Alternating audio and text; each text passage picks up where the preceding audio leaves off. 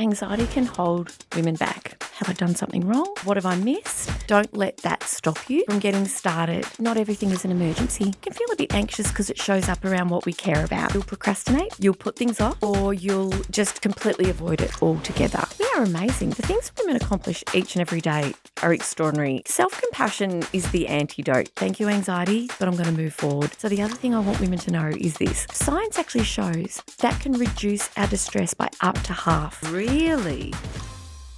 This is Fernwood Unfiltered, the podcast with straight up expert-backed advice on women's health and fitness. If you're feeling constantly overwhelmed, stuck in your head, or waiting to feel ready before you can take any kind of action, this episode is for you. Make sure that you share it with someone who needs a reminder that they don't have to wait around to move forward. Dr Jodi Richardson is a wellbeing expert, speaker, and author specialising in anxiety and mental health. With a background in education and years of experience supporting women, Jodi is very passionate about helping people better understand anxiety and build the tools to navigate it with confidence. Her approach focuses on shifting the way we view anxiety, not as something to eliminate, but as a normal protective emotion that can be understood and managed. Through her work, Jodi empowers women to move forward with courage, develop resilience, and live a full and meaningful life, even in the presence of anxiety. Dr. Jodi, welcome to Fernwood Unfiltered. Thank you for having me.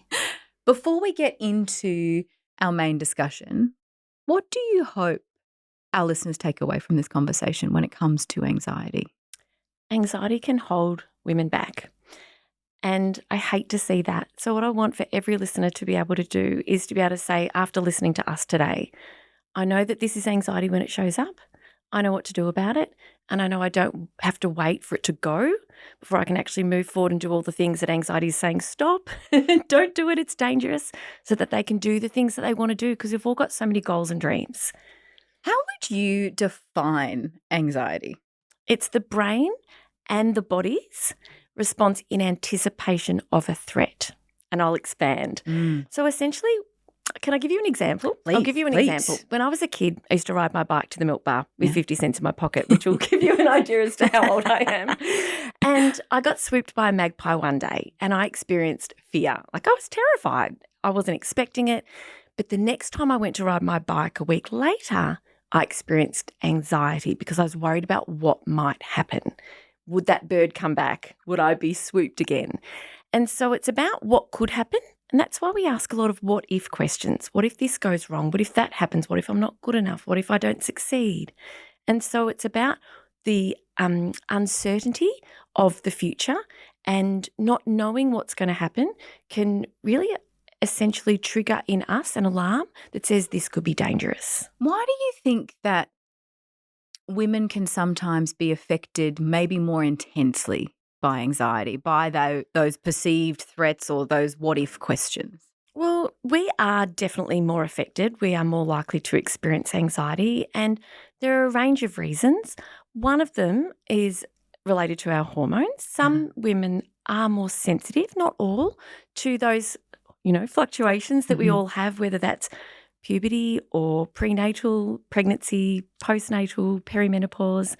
A lot of women also have a lot of stress, overwhelm, mental load, constantly on the go, very, very full plates that don't give enough time necessarily for the nervous system to kind of reset regularly during the day.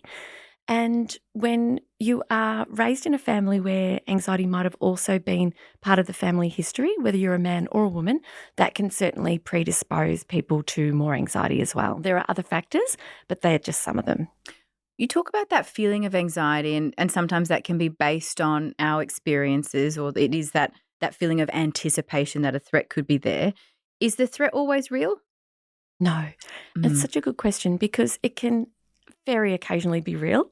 And any woman that's sort of been walking to her car late at night in the dark, maybe after catching up with some friends alone, might sense the threat, and good to be vigilant under those circumstances, that you might be a little bit more vulnerable. But often the threat, when we say threat in inverted commas, is imagined or it's perceived. We can worry about what people might think of us. It could simply be dropping a child off at the school drop-off, waving to one of the other mums, not getting a wave back, and perceiving that as being some sort of micro rejection. Have I done something wrong?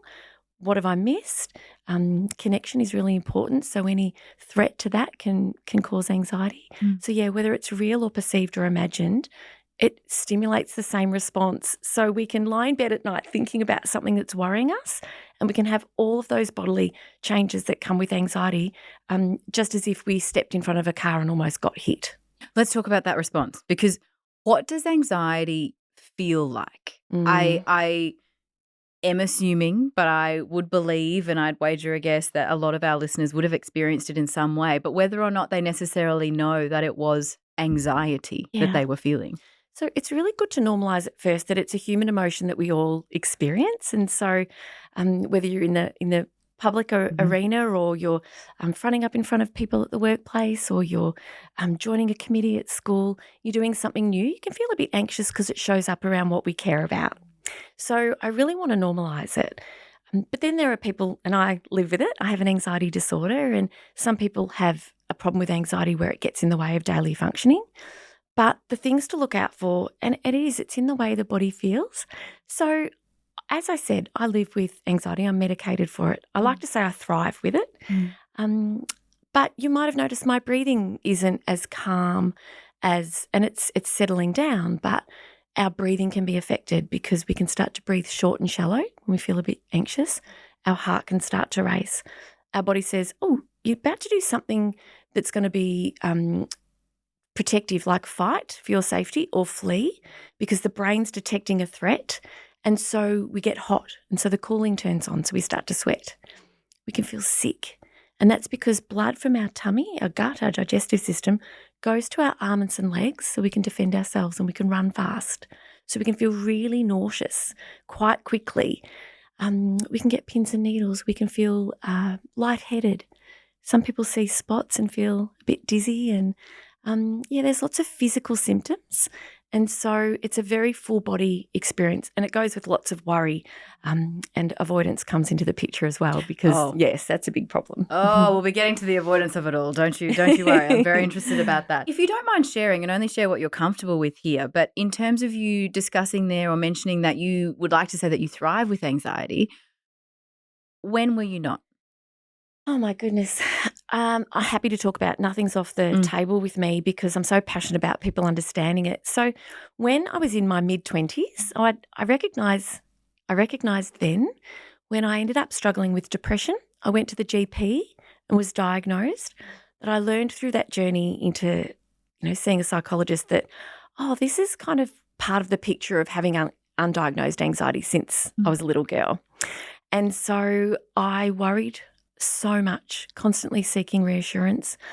I had so many breathing problems. I played a really high level of netball, and because I'd feel anxious about my performance, I wouldn't breathe properly, and I was prescribed an asthma pump because it was diagnosed as asthma, and it was just anxiety. I say just anxiety. And so there have been times when it's stood in the way of me moving forward with things that are really important to me, or made it harder to be able to cope with things like being a new parent. Because if you've got a history of struggling with anxiety, those big life changes can certainly bring it back. And so there have been significant times when I've really, really struggled. I went to a mother-baby unit, which they trick you into thinking is all about baby sleep after having a little bubba. But really that's about mum's mental health and helping sleep come more easily to the bub so that mum can get more sleep and mum can feel a lot better. So lots of times. But once I started to get help, I understood what to do and just made it my mission to understand everything about it and what makes a difference, plus eventually medication. It doesn't stand in the way for me now doing all the things I want to do. People who do get stuck at different times in the overwhelm of everything feel that anxiety and just judge themselves, I think, for that, and feel that they should just be able to push through. I know. Just got to keep going. What would your message be to them, and what kind of changes can they make quickly to try and change that mindset, almost, that default that they do need to push, just get over it? Not everything is an emergency. And I think a lot of us as women, we face the day as if everything that we think we're going to get done needs to be done. And so the first thing I would say is to ask ourselves, how urgent and important is this really? And it'd be nice to do, but does it have to be done in the next 10 minutes? Does it have to be done in the next hour? I personally like to have a few things each day that I can accomplish so I can feel like, oh, I've done the important things I need to do. But I also want to speak to women about rest and how important it is when we're at the gym. We lift weights. We take breaks because the muscles need to recover. The changes that increase our strength and our power and our brain chemistry all occur while we're actually having that downtime. As women, we don't get enough white space. If we can carve out a little bit more each day, recognise that not everything's urgent, and know it is an investment in productivity and getting things done, to regularly take breaks and take really good care of ourselves. In your work, how have you seen that need to constantly be productive relate to anxiety? Getting things done gives us a little bit of dopamine. When we tick something off our list, we feel good. We feel like we've accomplished something. We have a little bit more certainty in the day. When we have uncertainty, that can really drive anxiety. And when we're anxious, we can often feel the need to keep moving because our body is saying, we feel anxious, we're powered up as if there's a threat and we are equipped to fight or flee. And oftentimes all of that energy, we have to try to put it to good use. So we just keep going. Whereas what our brain and body need is for us to say to ourselves, we're okay. It's okay to take a break, to show our body and our brain that we're safe. We can't just tell ourselves. And to know that sometimes this compulsive need to do comes from this lack of ability to sort of sit still, take a breath, and recognise that these lives that we're living are going to flash before us if we can't be more present and take more time to enjoy the things that we're doing and the people around us as well. I am going to ask you about some tips about how to be more present in a practical sense. But before I get there, if you are listening to our conversation already and you're thinking, oh my goodness, this is making a lot of sense, I 100% know that lots of people in your life will also feel that way. So make sure that you do share this conversation with. We know strength training is pivotal for women's health, but motivation can be hard. What if you could do short, guided sessions with a community of like-minded women? Meet Fit30 at Fernwood Fitness. Perfect for the busy woman, in just 30 minutes, you'll get strong, sweaty, and hit key strength exercises. Expert coaches keep you motivated, supported, and challenged. Are you ready to crush your strength training in half an hour? Try Fit30, the home of strength training for women. Visit fernwoodfitness.com.au to learn more. Them too. You wanting to normalize anxiety, and let's have these open and honest discussions and not have it be this taboo thing or necessarily this shameful thing. Is anxiety a good thing? Can it be a good thing? Yeah, it absolutely can. It's protective. We do need it. And a lot of people will say, when can I get rid of it? Or I'm going to do this thing that's really important to me when I don't feel anxious anymore. And so it's really important to know that it is protective for us. It is there to keep us safe if there is a threat.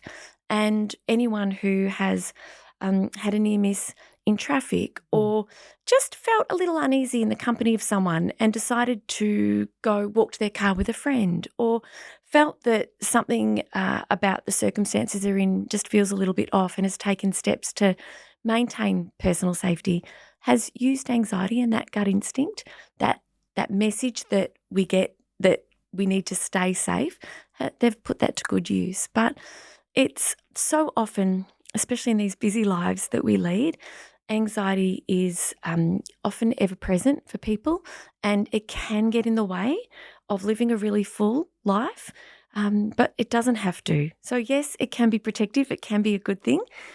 We just need to know when it's a good thing and when it's something that we can do something about dialing down and moving forward despite the anxiety that might have to come with us. What are some of those ways that it holds us back? Oh, gosh, it says no.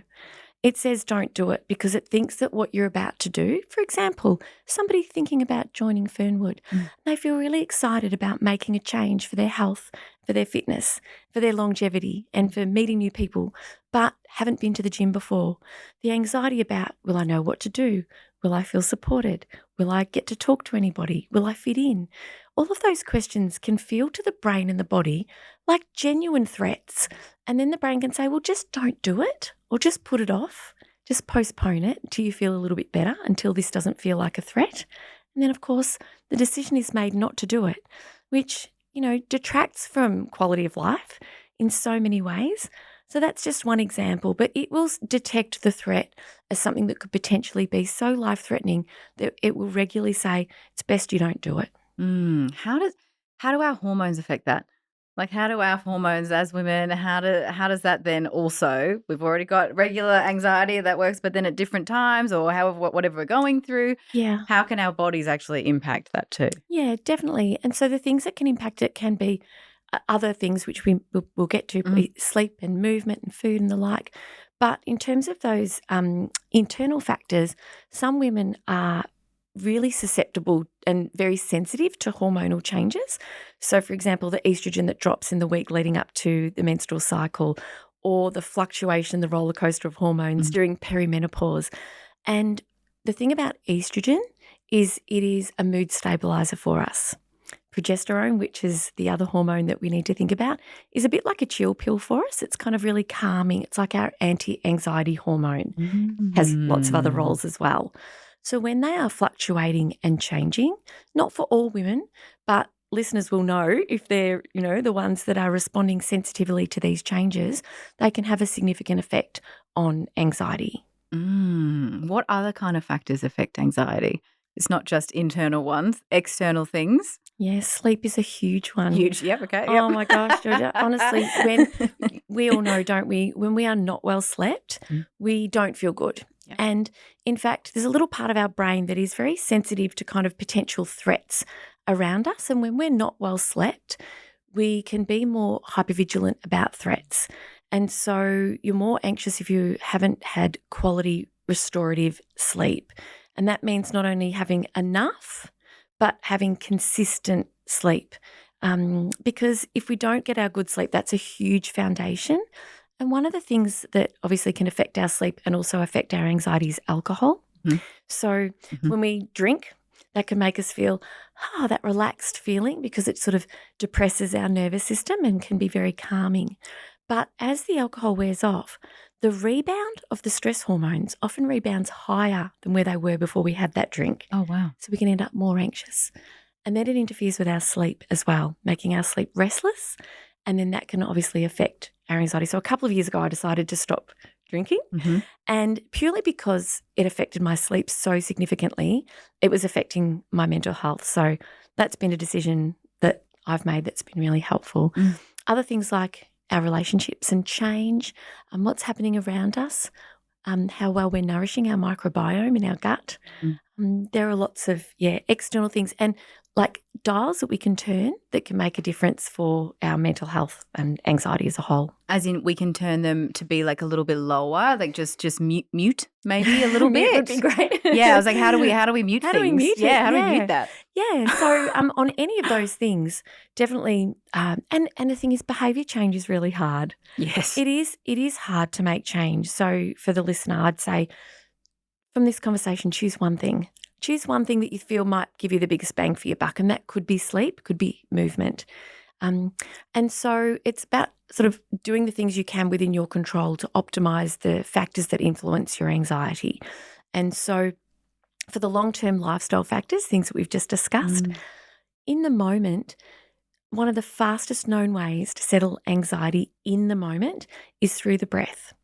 So all of the changes that happen, the racing heart, the sweating, the breathing, the pins and needles, just the dizziness, very little of that we have conscious control over. Can't tell our heart to slow down, but we can control our breathing. So if we can lengthen our exhale when we breathe and do that 2 or 3 times, so a shorter inhalation than exhalation, maybe 4 in, 8 out, that will show our brain we're safe. Our heart rate actually slows as we exhale. So if we can lengthen our exhale, we start to slow our physiology, and it sends these really grounding messages to the brain. Hey, we're okay. You can settle all of this down and settle the anxiety and turn that down. It might not disappear, a little of residual anxiety will hang around. Anyone who's ever had a terrible fright will know that the moment you realise, like, my kids prank me because I get so easily startled. And even though I realise it's been a joke, or if you nearly drop something, you nearly drop a glass in the kitchen and you might catch it, you know that the glass didn't break, but it might take up to 20 minutes for everything to settle back down. So the other thing I want women to know is this: settle it down, but even if there's a bit of anxiety, be prepared to take it with you. Don't let that stop you from getting started, because the more we can start moving forward with our anxiety, the more we teach our brain actually what we're doing is okay. I remember it makes a lot of sense to me, because I remember early on in my career when it would just be before, the light went on and it was like live TV, and you'd start getting the shorter breaths. And so I would honestly have to do 3 deep breaths just to be like, this is fine, this is fine, this is fine. Yeah. And then you just go. And then you just get into the swing of it. Yeah. Exactly. Yeah. Yeah. You talk about how anxiety can be that no. Yeah. It's no, we're not doing that. Avoid, avoid, avoid. How would you describe that avoidance, or how does that present itself for a lot of women? It makes the world smaller, and I would describe it as a handbrake. So we start to feel anxious, and because the brain, we're living in a really busy, fast-paced life and world where there's so much to do, and as women we carry the majority of the mental load. The research tells us that. Because of the way we live our lives, we're busy. The anxiety can sort of be like a bit like noise in the background for some women. For some women, it's higher, depending on what's exactly happening. And because the brain sort of structure that we have is really there to keep us safe on the savannah, which we are no longer on, but things like a full email inbox, or oh my God, that's my biggest one. Gosh. Oh my God.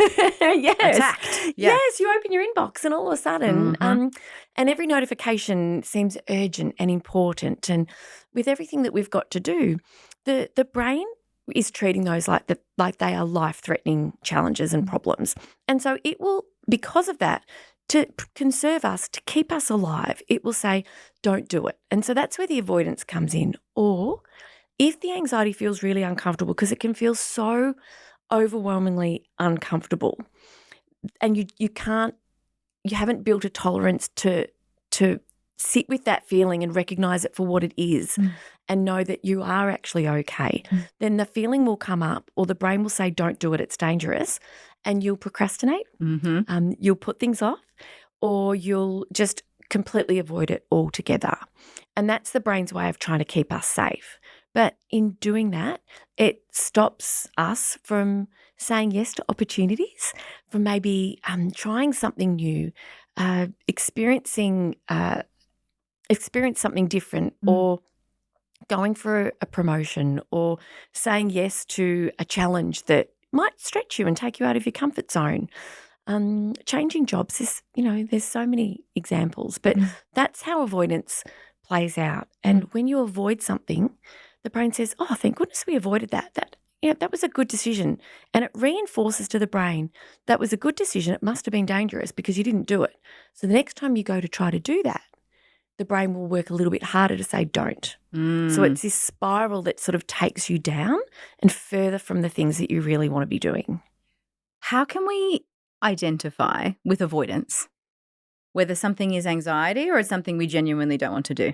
It's actually really easy. Is it? Yes. Okay. Because when it's anxiety, there are 2 things. There's a bit of a pull and there's a bit of pushback as well. We know we want to do it, but there's that friction. There's something that's kind of saying, well, there's resistance.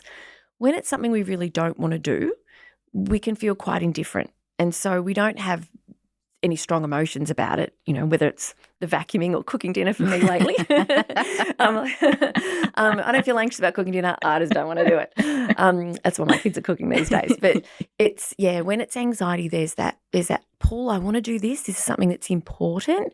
But then that friction sort of builds up, and that's sort of a good way to test whether or not, it lives on one side or the other. That actually makes so much sense. Yeah. I feel that there's a lot of things that I'm like, oh, yeah, I should or not, and it's that friction. But then, if you want me to do something and I'm like, no, I'm very clear on that. Yeah. Okay. Yeah. When it comes to avoidance, are there particular life stages or particular times for women that it seems to be kind of like etched in stone? Like we're going to lean more into that rather than seeing it for what it is, and it's like, oh no, we are avoiding everything, or is it all just dependent on any moment by the day?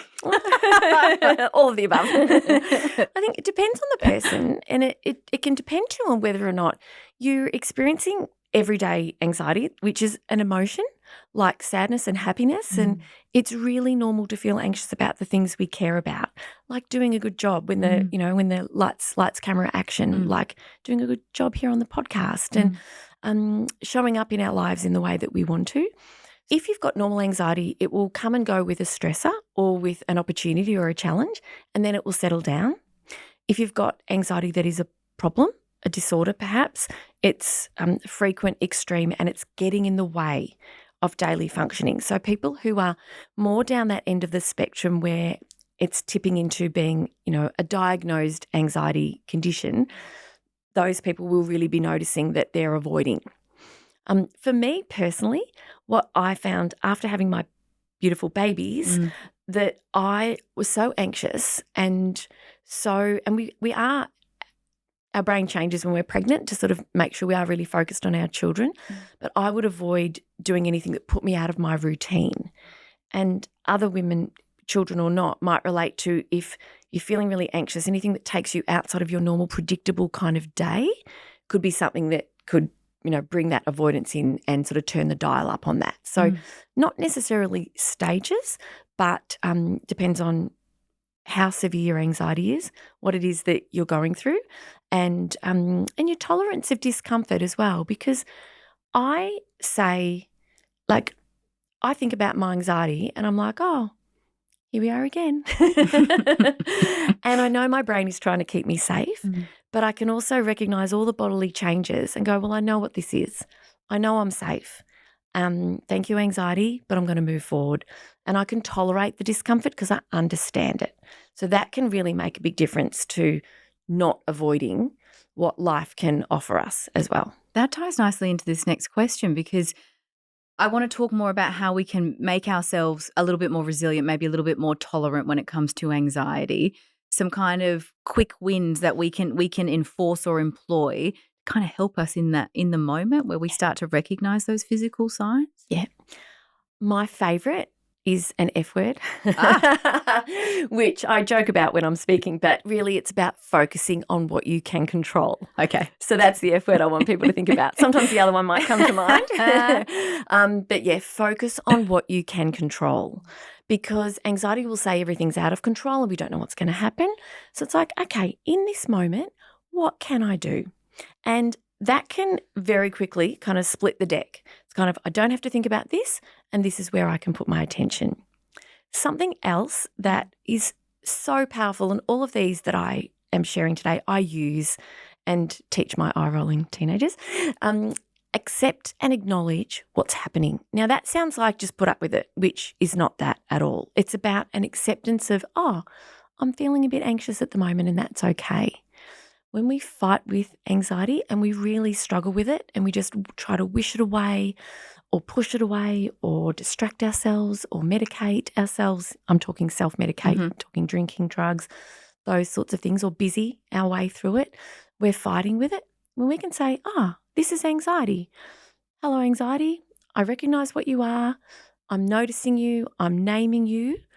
The science actually shows that can reduce our distress by up to half. Just by saying, I'm feeling anxious. I notice I'm feeling a bit anxious at the moment, because it just brings us into that present moment. We can see it for what it is, and we can recognise that these alarms that are going off, they're not really warranted. We're actually okay. Why do you think we judge ourselves so harshly for our anxiety? Oh, thank you for that question. It is, self-compassion is the antidote to that. And I think we just expect too much of ourselves. We really do. We are human.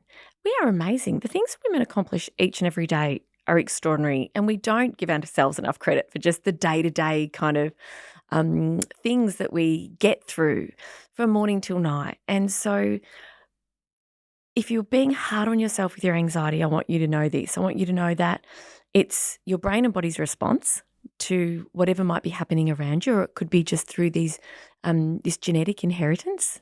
30 to 50%, I think, of people who struggle with anxiety, it's come through the genes. Really? Yeah, it's really high. Oh, wow. It's really high. And I can thank my mum and my nan. And we go back, the family I can just go tree. back generations. And Okay. And so the thing is, it is what it is. We can't change where we're at this very moment if you find yourself struggling with anxiety. But from this day forward, there's so much that you can do. The self-compassion is recognizing that you're having a hard time. I mean, there's so many ways to practice it. But what I love for women to be able to do, especially if you're struggling with anxiety, is recognize that this is hard. I'm not alone. And how can I treat myself kindly right now? And doing that actually has significant impacts on our brain, on our capacity, on our nervous system, by just recognizing, hey, it's hard when I'm feeling anxious. And, you know, people around the world, millions of people around the world, 1 in 3 women will experience an anxiety condition in their lifetime, not necessarily for their whole life. And so it's really common. And then treating yourself kindly rather than just, like you said at the beginning, that pushing through, I've just got to keep going. It's almost like if you keep going without food during the day, if you stop for 15 minutes to maybe get off your feet, refuel, not just coffee, because that can spike anxiety as well. Yep. But to refuel and nourish yourself, if we use that as a bit of a metaphor for just kind of like getting through the day, if we can invest in a little bit of recovery time regularly, then we can start to sort of enable our nervous system to settle back into what we call rest and digest, or the green zone, so we can feel a little bit more calmer. And, you know, we can get through the days and cope a lot better with what life's throwing at us, have more bandwidth, but also feel better about the way we're moving through the world. Before I knew about the genetic connection of all of this, do you think that, or is society in general more anxious? Are we a more anxious society than we have been previously? We are. We've certainly got more awareness. People are talking about it more. Yes, yeah. Things like watching the news, scrolling our socials, because the brain, whilst we can know that there is a war, there are multiple wars happening overseas, and we know that when we are like seeing the news updates, we are scrolling on our phones, we are in conversations with people, and, you know, the classic thing that will connect people is when they're frightened about something, and so often it's a topic of conversation throughout the day. And so when we're seeing and hearing so much of what's going wrong, it can be really threatening. The alarm in our brain is there to keep us safe. And whilst we consciously know that there are wars happening overseas, not on our doorstep, that there might have been a home invasion, for example, in a suburb that is in our state but not in our own, you know, nearby our own home, it makes us more vigilant, and it can feel really threatening. And so it makes a lot of sense that we are feeling more anxious and feeling more worried as well. Worry is something we haven't spent a lot of time talking about, but that is something that goes hand in hand with anxiety, with all of the bodily changes. So the brain will recognize that there are threats all around us. And when we're constantly exposing ourselves to news and information about those, it can be hard for that part of our brain to sort of take a break. Yeah. And so there is so much good that's happening in the world. Each and every day in our own lives, when we're more present, we're more focused on what we can control, connecting with the people around us and supporting other people as well, then we can do plenty that can help to settle the anxiety that the world around us can sort of drive upwards. What is the relationship or the difference between worry and anxiety? One of my favorite, this is going to be a very revealing statement from me, but one of my favorite mantras, things that I've seen on a meme somewhere on social media is like, worry is just suffering twice. Yes. And can I share a little bit about a study? Yeah. Oh please, my gosh. please. So that is really true. Actually, I really like that meme. Our brain is worrying because it's trying to problem solve. So, you know, when you've got maybe a little cut in your gum or an ulcer or something or a sore tooth, and you just keep checking on it. You just keep checking on it. Just, is it still sore? Yes, it's still sore. Worry's a bit like that. Is this going to be okay? And then you'll go and get distracted. And what's going to happen here? What's going to happen next? Worry is trying to problem solve, and it generally can just make us more anxious. Sometimes it's really important to worry. I had a little spot on my arm. I recently had a skin check. I was a bit concerned. I went and got a skin check.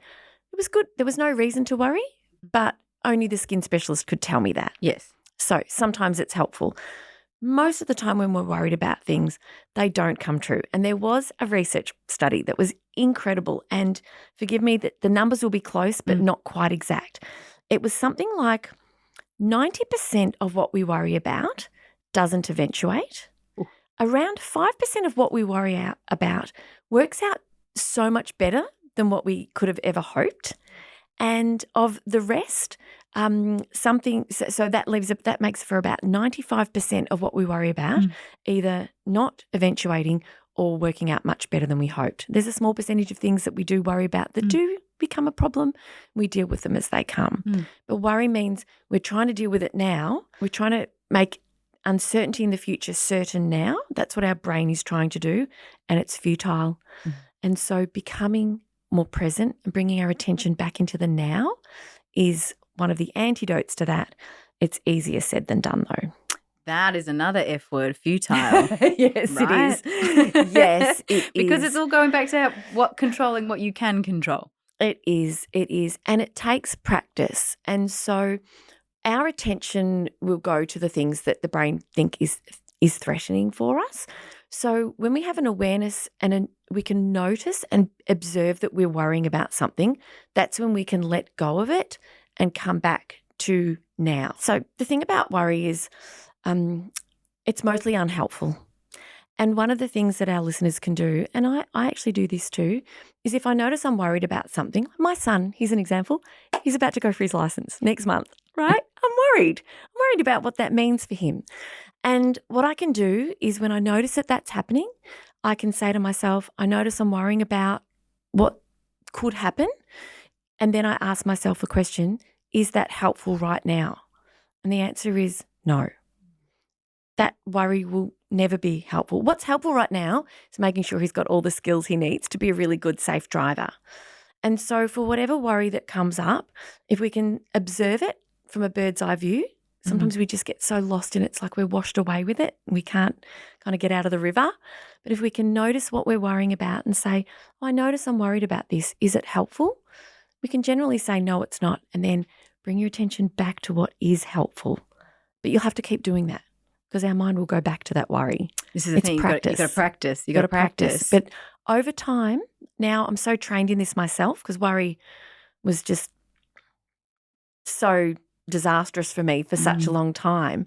Now I pretty much go straight to the question. I recognise I'm worrying. I just say, is it helpful? And straight back to what I need to do. So practice does help. That might be the one thing listeners want to start with today if worry is a problem for them. So the practice of it all, how can we, or what are maybe some exercises in terms of grounding ourselves or helping ourselves be grounded in the present moment, so we're not so trapped in the hypotheticals and the what ifs and the uncertainty that may never eventuate. And probably won't. Exactly. Our senses, using our senses. So for us here and now, we're sitting, we could, if we wanted to ground ourselves in this moment, I would say, and for the listener, you might be sitting, pay attention to how your feet feel on the floor. There's a beautiful activity called dropping anchor. Anybody can Google it. There's short scripts, long scripts, but essentially it's this. It's kind of like anchoring in the storm. And if we think about the connection of our feet on the floor and paying attention to what that feels like, when we're doing something like that, we can't be thinking about something that might go wrong or the what ifs or the questions of the day. Think about how your chair is supporting your body. You might think about, I love to use a beautiful scented hand cream. And that's a way for me to become present in the moment. Some people like to listen, just close their eyes and listen to the sounds that are around them. If you're in noisy traffic and it's busy, it might not be that relaxing. But using our senses of sight. I was in Woolies one day and I was feeling so anxious and I just needed Weet-Bix for my son. And I felt really teary because sometimes when I feel anxious, I feel teary because we can get big emotions coming with it. And I just used my sense of sight and I just looked at all the different colours in the cereal aisle, of which there are plenty, and just noticed and named them. I just said to myself, there's orange, there's pink, there's green, there's blue, and focused on just noticing and naming some colours, brought my attention back into the present. I don't even know where my attention went that caused me to feel anxious. Sometimes we don't know, but using our senses can help us come back. I got the Wheat Bix and I went and paid and left. Whereas years ago, I would have felt anxious and just run out of the supermarket because it just felt overwhelming. So grounding, the true sense of the word grounding is shoes off, bare feet on the grass. Delightful, not always accessible. That, what you've just said there is I'm fascinated by, in that sometimes you'll feel anxiety or you'll feel that apprehension and there actually may not be a cause or you can't identify it. Yeah. And that's okay. Yeah. You don't need to search for the answer. Thank you for picking up on that. You're exactly right. Sometimes we're really clear on what it is. Sometimes we'll just have anxiety, these feelings of anxiety come on us and we don't know. It could be a memory. It could have just popped up just enough for our nervous system to be able to consider a threat, some sort of a threat. Sometimes things will come up for us that we can't sort of hold on to. The anxiety will happen in our body. And if we can recognise it, like I'd noticed that teariness, I'm like, I know this is one of my signs. My breathing, I know that's one of my signs. So if you're struggling and you know, like you noticed your breathing as well, which is really normal, if you can see it coming and you can go, here it is. I know what to do. But yeah, you won't always understand why it comes. What are potentially some of the signs that might tip a person or one of our listeners over into seeking professional help when it comes to anxiety? Rather than, listening to our conversation, employing these strategies, how can they know if they might need that little bit more?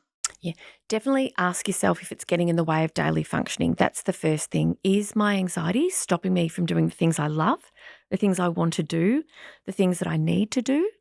And that's a really important question because that's a key sign. If it's frequent, it's extreme, you feel like you're always anxious, it's exhausting being anxious all the time because your body you're like a race car stuck in the pits. Everything in your body is powering you up to just speed off at like the speed of light. But you might be at work, sitting at your desk. You might be, lying in bed at night. Hopefully you're at the gym lifting weights and or on the treadmill or on the bike or doing something that's moving. But so often it can just make you feel so exhausted and depleted. So look out for things like, how's it affecting your sleep? How's it affecting your relationships, your work, maybe your parenting, and doing the things that you know are really good for you, and also making those choices to do new and interesting things in life as well. They're the things to look out for, and the GP is a really good place to go to first. Can anxiety be, and I'm using quote unquote here, solved? Solved to me speaks to eliminated. Yeah. And I think solved definitely, yes, in the sense that we absolutely know why it comes up, in terms of what's happening in the brain and the body. We know how it affects people. We know what helps to settle it down. We know what helps to make it worse. We know that it creates avoidance. We know that avoidance makes it worse. And we certainly know also how to help people move forward even when something feels really overwhelming and anxiety-provoking. And so I think solved, yes, from that perspective. But anyone who's waiting around for anxiety to do the things in life that are either everyday things or new and different things, you will be waiting a lifetime. And that's why I do the work that I do, because I don't want anybody to be doing that. You can, there's a saying, Georgie, it's don't let how you feel influence what you said you wanted to do. And of course, if I was a basket case today and something had gone wrong and I felt really sad and unhappy, I couldn't obviously pursue this. There are exceptions, of course. But day to day, how we feel is influencing our choices and our decisions. If we can be aware of when we're letting how we feel impact our decisions about what we're going to do across the day, it can really make a significant and positive difference for us. Because sometimes I sit at my desk and I feel like I actually don't feel like answering all these emails or, writing this proposal or something. But if I was dictated by that, I wouldn't get much done. I'm like, this is what's important. This is what I need to do. I'll settle my anxiety if I'm anxious. I'll take the breaks I need to do. But I just want to make sure that I can manage what it is that I'm feeling and move forward and still do what is important anyway. Resilience is important with the work that you do. Yeah. Are we more resilient than we think we are? Oh my gosh, 100%. And I want to share with you a way of thinking about resilience that listeners and yourself may not have been introduced to, possibly yes. But when we often think about resilience as being a bit tougher and a bit more bulletproof. And yet what resilience really is, when we think about our nervous system, a resilient nervous system enables us to when we're driving in traffic and we have a near miss, to be able to respond appropriately in the moment, and then we'll go into our fight or flight nervous system state because there has been a threat, and then to recover and resettle back into a more grounded and settled nervous system state. And for us to be able to fluidly and flexibly move between nervous system states depending on what is being asked of us. So it's not about constantly being in the green zone, which I'm thinking about this beautiful graph that just shows green, yellow, red. We don't need to be calm all the time. We don't. And we think that that's the answer. We need our nervous system to activate us. If we're getting excited about something or we're performing, I guess, recording a podcast, you are performing in a way. You need to be activated. You can't just be kumbaya, zenned out. We wouldn't be able to articulate what we want to say. We need to be excited and activated when we're playing sport with our friends or meeting the demands of the day in other ways. So it's being resilient is about being able to be activated when we need it, but return to a more grounded nervous system state in between and not constantly being activated.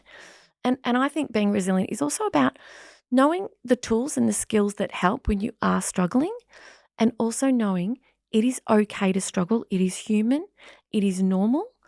Nobody is happy all the time. Do not believe what you see on social media, because we are human. We have all sorts of emotions. All day, every day, we're having different emotions. We're not always going to feel happy. And if you think that's the benchmark, you'll feel like everyone else has met it and you haven't. Yeah. And it's not the case. Each day, we feel lots of different things. I am constantly noticing during the day how I feel, and sometimes I might wake up feeling like I cannot wait to start the day. Other days I'm like, I cannot get out of bed. I'll get out of bed anyway. And I'll just say to myself, if I'm a bit flat or meh, I'll just go, well, I'm feeling a bit flat today and that's okay, because I've accepted it, and then I just get on with what I need to do. By an hour later, I've realised, that's moved and passed, because our emotions move. If we struggle with them, they stick around. If we notice them and name them, accept them, do what we need to do, movement is amazing, then they'll move on sooner. And we like to feel good. Well-being is feeling good and functioning well, but it's just not normal to feel human all the time. So resilience is struggling well, and hopefully today we've shared some really good tools that will help people to be able to do just that. Oh, I think we have. I mean, already for me, I don't know why I have never thought of it this way before, but how you were talking about resilience just then, and I think this will resonate with our listeners. It is a resting heart rate, right? Like, it's like when you're doing an exercise program or if you're doing a HIIT class, obviously there's going to be a higher intensity moment, and then you've got to have a little chill until you can recover, and then you go back in. Yeah. Oh my gosh. And would you believe, yesterday I did the gym, actually Wednesday, I did too much. I did the gym. I did a walk with the dog and my husband. Then I went and played basketball. That's it was way too much. And next day, my resting heart rate, my Whoop said, your resting heart rate is high because you overstretched yesterday. Yeah. There was too much strain. And so I knew the very next day that it was not time for any more, exercise and strength training. A nice calm walk with the dog. We're very lucky to have a sauna. I was able to just drink lots of water, do some breathing, and just have a quiet day. And that's resilience. It's like I needed more on the day before, do less on and I think that kind of wraps up kind of what we were talking about earlier about rest and recovery, knowing ourselves, listening to our body, and also just knowing that we don't have to be superhuman. This is our life. Every day we're living this life. And we were saying before, weren't we, how fast even this year's going.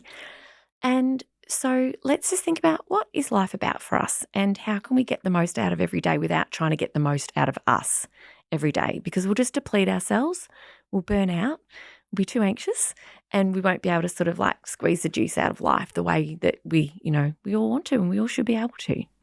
Dr. Jodi, one more time for the woman that's listening to this, the person that's listening to our conversation, what do you hope they've taken away? What do you hope they now understand about anxiety? I hope that after listening to us today, and thank you for having me, that you understand anxiety is really normal.